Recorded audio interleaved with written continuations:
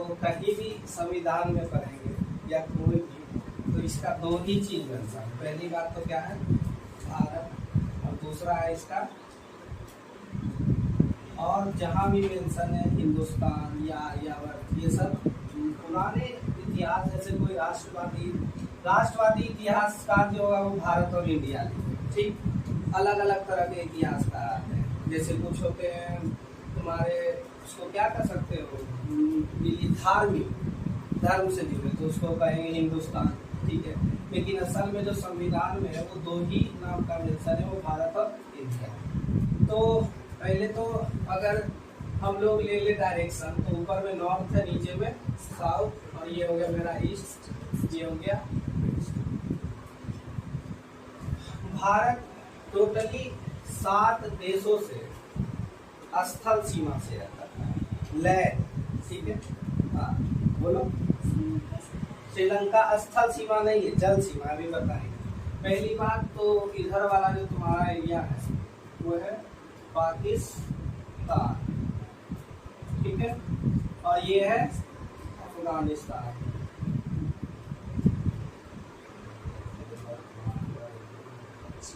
और ये तुम्हारा है चीन, ये है नेपाल, ये है भूटान, अफगानिस्तान, ठीक है, ये है बांग्लादेश,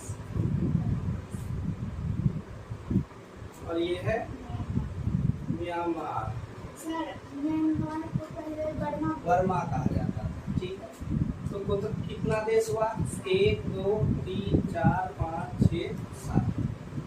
अब है कि इसका सिर्फ स्थल सीमा जो है वो 7 देशों के साथ है, स्थल और जल दोनों, ठीक है। मतलब वो लैंड एरिया भी शेयर कर रहा है और कुछ इधर से वाटर एरिया भी शेयर कर रहा है। उसमें 3 देश है, म्यांमार, बांग्लादेश और पाकिस्तान। तो इसमें कितना है, स्थल और जल से क्लियर है? कौन, सिर्फ जल है, स्थल जल नहीं है, सिर्फ स्थल जल। हाँ। अब जो सिर्फ जल से है उसमें है 2 देश। सबसे पहले तो श्रीलंका, और दूसरा है मालदीव। ये जो एरिया है ये मालदीव है, ये लक्षद्वीप है, ये अंडमान और निकोबार द्वीप समूह। तो अंडमान और निकोबार द्वीप समूह में जनरली जो तुम्हारे कितने द्वीप है, तो इसमें ना द्वीप तुम्हारा हो गया। सबसे पहली बात तो ये है इधर बंगाल की खाड़ी, बंगाल की खाड़ी, ये अरब सागर, और ये हिंद महासागर, ये कौन महासागर, हिंद महासागर। तो इधर जो है आपका टोटली 43 द्वीप, 43 द्वीप। अरब सागर हम क्या कहे हैं, अरब सागर।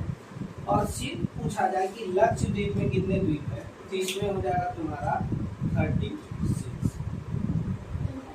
पूरे भारत के पास 247 द्वीप है। अगर उस हिसाब से देखा जाए तो अंडमान निकोबार द्वीप समूह में कितना द्वीप हुआ, 204। 204 बंगाल की खाड़ी में, अंडमान निकोबार द्वीप समूह में, और 43 अरब सागर में, दोनों मिला के कितना हुआ, 247।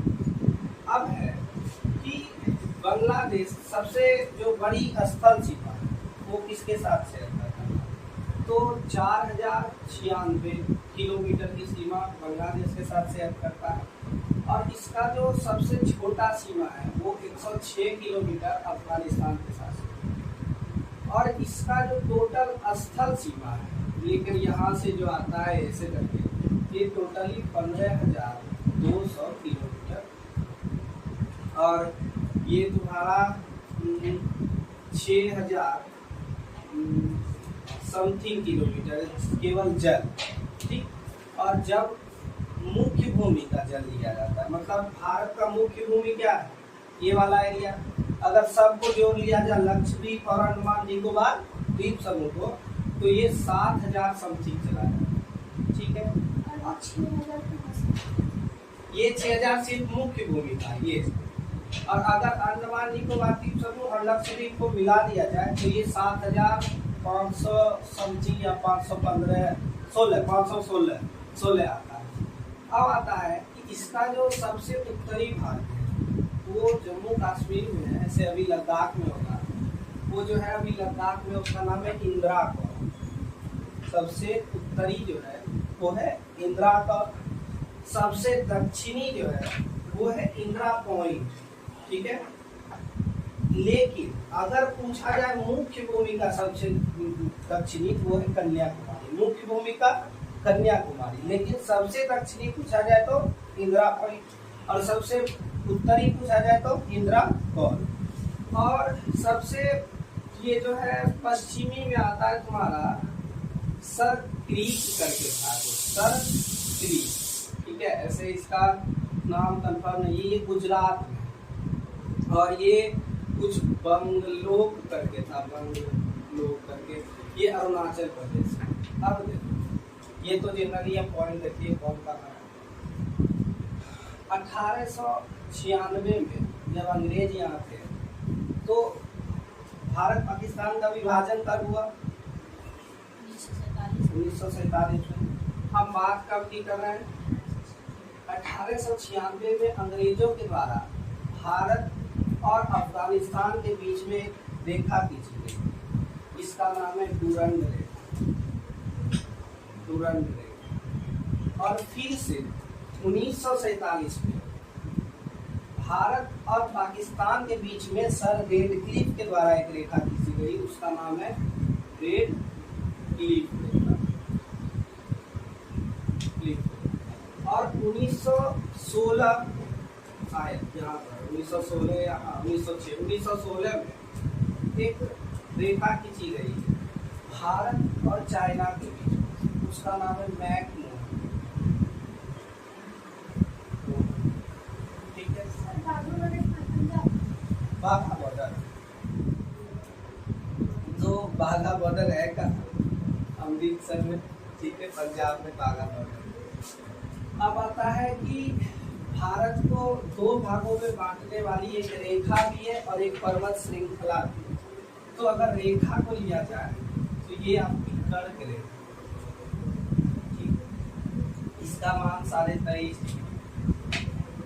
और ये टोटली 8 राज्यों से रचने का कोई जरूरत नहीं है। अगर मैप याद है आपको तो बहुत चीज तक देखो, ज्योग्राफी सिंपली मैप का खेल है, मैप याद है बहुत चीज तुमको याद हो जाएगा। सबसे पहली बात गुजरात, राजस्थान, मध्य प्रदेश, छत्तीसगढ़, झारखंड, मिजोरम, त्रिपुरा। कितना राज्य हुआ? 1 2 3 4 5 6 7 पश्चिम बंगाल, ठीक है, 8, ठीक है। कितना राज्य हो गया? 8। गुजरात, राजस्थान यहाँ पे है, मध्य प्रदेश मालवा भी कहा जाता था पुराने समय में, इतिहास सर इसको हार्ट ऑफ इंडिया भी बोल सकते हैं, सेंट्रल बीच में तो वही है हार्ट ऑफ इंडिया, हाँ कह सकते हैं बीच में। हार्ट का अलग अलग मीनिंग हो जाएगा, अगर हार्ट कहोगी तो दिल्ली कर सकती है, दिल्ली है, मुंबई है, नहीं बीच में है, हाँ मिडिल है। तो पहले तो तुम्हारा गुजरात, राजस्थान, मध्य प्रदेश, छत्तीसगढ़, पश्चिम बंगाल, मिजोरम और त्रिपुरा, झारखंड बीच में एक छोटी, ठीक है। और पूछा जाए एक सबसे इम्पोर्टेंट जो हमको लगता है कि जनरली 4-5 एग्जाम दोगी तो 2-3 में आ ही जाएगा, कि कौन सा ऐसा शहर है जो कर्क रेखा पर स्थित है? रांची, ठीक है, झारखंड का कैपिटल रांची और वो कर्क रेखा पर ही स्थित है। लॉन्गिट्यूड लैटिट्यूड पढ़ी होगी, ये तुम्हारा देशांतर, ये सॉरी ऊपर नीचे से देशांतर हो जाएगा, नीचे नीचे अक्षांशीय, ऐसे नीचे नीचे तुम्हारा लैटिट्यूड और ये लॉन्गिट्यूड। ये तुम्हारा जनरली तुम्हारे क्लास के हिसाब से या जितना है उस हिसाब से बता दिए। अब बोलोगी तो इसमें नदी के बारे में कुछ बता सकते? उसको नॉर्वे में उसको क्या कहा जाता है? नॉर्वे में क्या होता है? सूरज पर नहीं, जापान, उगते सूर्य का देश जापान, क्योंकि सबसे पूर्वी भाग में देखो ईस्ट है ना, और यूएसए को नहीं, ब्रिटेन को कहा जाता है डूबते सूर्य का देश। अब इसके पीछे का क्या राज है ये मैं भी जानती हूँ। नॉर्वे में किसी चीज को बोलता है। सूरज के ही होता होगा। ऐसे हम तो जापान पढ़े हैं कि जापान को उगते सूर्य का देश कहा जाता है। हाँ, ये तो पता यहाँ है जापान, ये है। ठीक है, ये जापान। उसके ऊपर में तुम्हारा ताइवान